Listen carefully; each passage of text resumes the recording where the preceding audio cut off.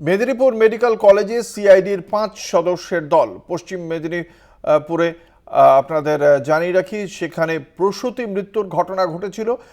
Saline এবং চিকিৎসকদের যে দায়িত্ব পালনে গাফিলতির অভিযোগ ওঠে এবং সেই ঘটনার প্রেক্ষিতে এক প্রসূতির মৃত্যু হয়। ৪ জন প্রসূতি অসুস্থ হয়ে পড়ে, তাদের মধ্যে ৩ জনকে কলকাতায় নিয়ে এসে চিকিৎসা করা হয়।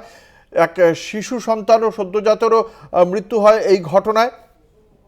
আমাদের সঙ্গে রয়েছেন আমাদের প্রতিনিধি প্রসূন মুখোপাধ্যায়। এই ঘটনায় ১২ জন চিকিৎসকের বিরুদ্ধে পদক্ষেপ করেছিল রাজ্য সরকার, সেই ঘটনার তদন্ত করছে সিআইডি। কথা বলবো প্রসূনের সঙ্গে। প্রসূন, আজকে এই যে সিআইডির প্রতিনিধি দল গিয়েছিল, তারা ঠিক কাদেরকে জিজ্ঞাসাবাদ করেছেন বা কাদের সঙ্গে কথা বলেছেন, কতক্ষণ ছিলেন মেডিকেল কলেজে?